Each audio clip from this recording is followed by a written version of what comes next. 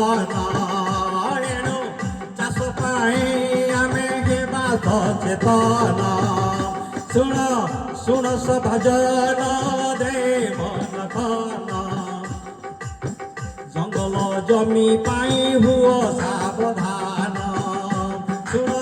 ଶୁଣ ସଭାଜନ ଦେ ମନ ଧନ ଚାଷ ପାଇଁ ସମସ୍ତେ ହେବା ସଚେତନ ବହିଯିବା ପାଣିକୁ ଆଡ଼ି ବନ୍ଦ କଲେ